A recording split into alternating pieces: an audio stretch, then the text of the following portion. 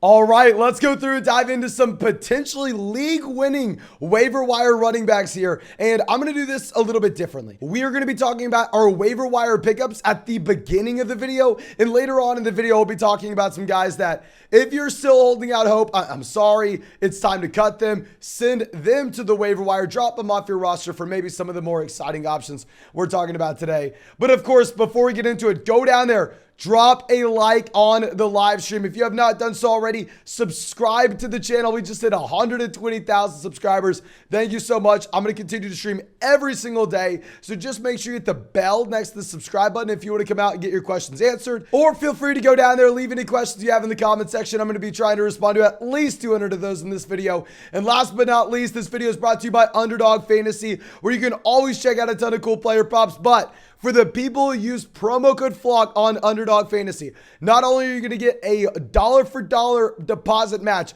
up to $100, but week 4, you're going to be able to take advantage on Monday night of this special Cooper Kupp player prop over half a receiving yard. This is only for people who use promo code FLOCK. I'm sorry if you signed up for Underdog already and you didn't use promo code FLOCK. That's on you. That's not on me. But let's go through. Let's dive into this. Our first running back, everybody's first running back to talk about here, Khalil Herbert. Now, since the very end of the Chicago Bears and Houston Texans game, we have had some news with David Montgomery. Very limited news. Sounds like he is going to be day-to-day with the knee/ankle injury. Now, I'm not going to be too overly optimistic with this report until we actually get official news here. Now, of course, we have gone through and we decided to pick up Daryl Williams last week. Back week 1, I said to pick up Jalen Warren. And by the time we got to Wednesday, Thursday, it was looking like the starting running backs in that backfield was going to be good to go. So, you know what? If it gets to Wednesday where David Montgomery's looking like he's going to be able to overcome both the knee and ankle injuries, I honestly don't think this would be a similar situation to Daryl Williams. I don't think it's a similar situation to Jalen Warren. I think that you have to go through, pick up Khalil Herbert regardless, because this has been a running back that is getting involved on a week-to-week basis. We've already seen Herbert steal touchdowns away from David Montgomery at the goal line. And going back to what we saw with Khalil Herbert last season, in the game that you had David Montgomery out, I mean, pretty much any game Montgomery was out, Khalil Herbert was consistently getting 20-plus touches. Now, I will say in Chicago, it's a very bad offense, but this is an offense that's very bad in the passing department. I mean, they want to run the ball over and over again. So if you're going to be getting a team that's looking to aggressively run, you're going to get a running back that's going to be able to see 20-plus touches. That's an exciting combination. If you look at Herbert this past week, I mean, hell, he already had 20 carries, 157 rushing yards, multiple rushing touchdowns, and a couple of receptions out of the backfield. I mean, if Montgomery misses 2 to 3 weeks here, Khalil Herbert may be a low-end running back one for you. And a lot of these teams I drafted Travis Etienne on, I could use someone like Khalil Herbert right now. But let's go down to our next running back. This is going to be someone that we brought up last week, Samaje Perine. Now with Perine, for the love of God, can we get scaled back? Can I get more Joe Mixon in this game? I was very surprised to see exactly how large of a role Samaje Perine had. Now, the reason we said to pick up Samaje Perine a week ago wasn't because I thought we could start him this week against the New York Jets. There's no way in hell I can try to tell you that. No, we were looking at the Cincinnati Bengals backfield as a clear running back 1, Joe Mixon, running back 2, Samaje Perine type situation. You don't have Chris Evans getting involved here. I think that if Mixon were to go down, Samaje Perine is automatically that top 24 running back in fantasy, getting 15-ish touches on a per game basis with a role in the receiving game and one of the better offenses in the NFL. Now, this week in particular, I mean, dear God, we had Samaje Perine playing 23 snaps. We had Samaje Perine leading this backfield in rushing yards with 47 rushing yards. And at the same time, I got really excited whenever we saw on Red Zone that the running back out of this backfield caught a receiving touchdown. I was like, okay, hell yes, we have Joe Mixon everywhere. Sign me up. Sadly, no, you have Samaje Perine getting involved at the goal line here, vulturing these touchdowns away from Joe Mixon as well. I don't want you to pick up Samaje Perine to ever go through and start with a healthy Joe Mixon, but just like what we said a week ago, I think if Mixon were to go down, Samaje Perine is one of those guys that would be an auto start for us. And now our next running back, rostered in 30% of leagues, so definitely going to be a lot harder to find than Samaje Perine. Going to be Rashad White. Now, there's nothing to talk about this week with Rashad White.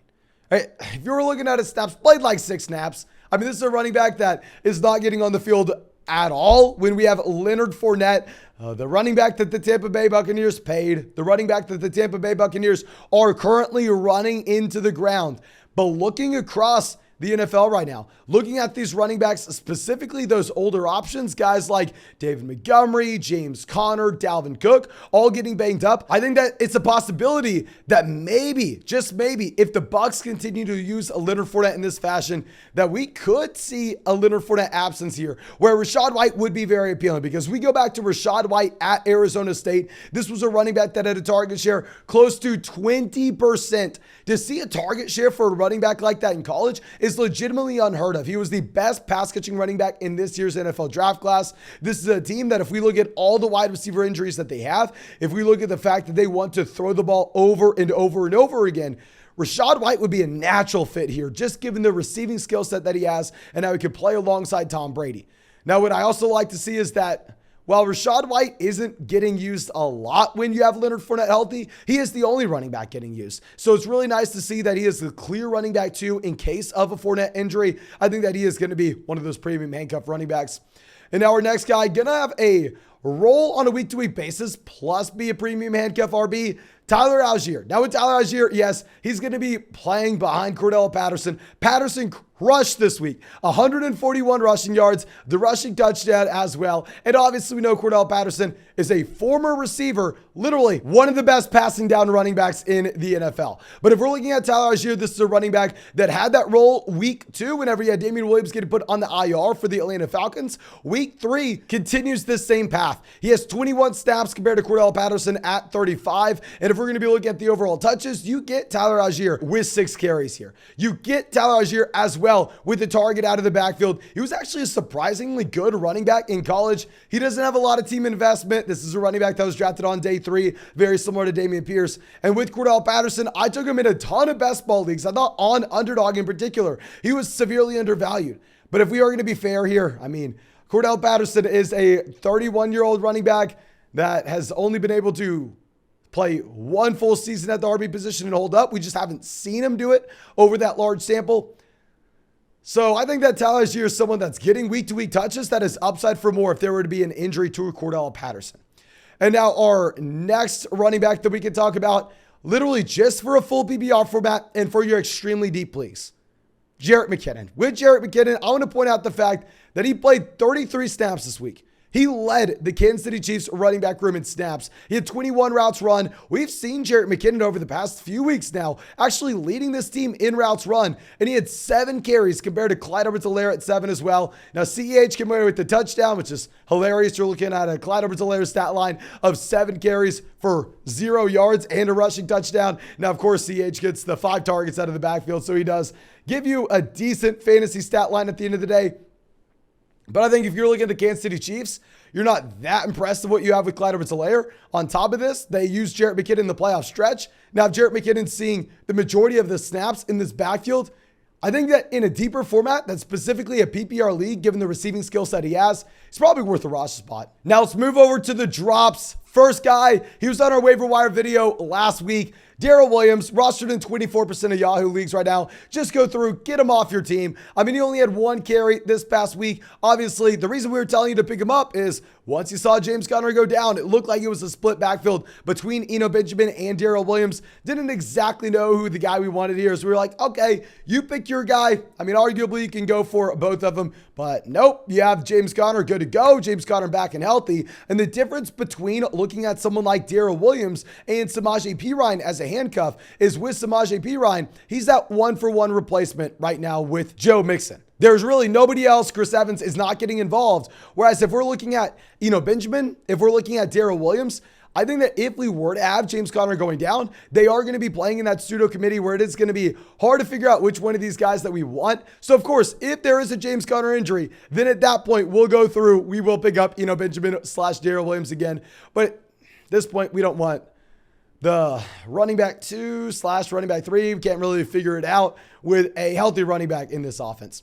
Now, our next guy, Rex Burkhead, rostered in 26% of Yahoo leagues. Now, with Burkhead, I mean, he plays about as many snaps as you actually see from Dameon Pierce. But Dameon Pierce, full-blown takeover here. I mean, you have back-to-back weeks with Rex Burkhead absolutely having no carries at all in this backfield. Rex Burkhead, 3 carries compared to Dameon Pierce at 20. And yes, he is going to be getting a little more involved as a pass catcher. I think if anything, Rex Burkhead's just going to be annoying here. If you're a Dameon Pierce owner, like, we don't want Rex Burkhead catching balls out of the backfield. I don't think he's going to have a large enough role for you to ever be able to start him in fantasy.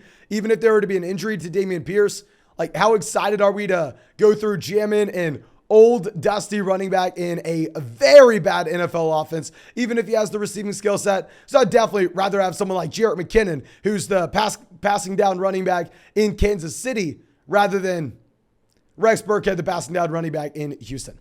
Now, going over to our next running back, rostered in 26% of leagues. He was on our waiver wire video, I believe 2 weeks ago, maybe last week. Mark Ingram. With Mark Ingram, I mean, all 3 of these guys have been on our waiver wire videos. I want to go through, I want to continuously give you all these updates, though, because obviously at the bottom end of your roster, it's not you pick up one guy, you hold him for the rest of the season. We just pick up player after player after player. That way we can find the Garrett Wilson. We can find the Chris Olave. We can go through, we can find that Jeff Wilson. When they stick, you possibly have that league winning option to put in your starting lineup, but you're going to have to just throw a lot of darts at the dartboard to get one to stick.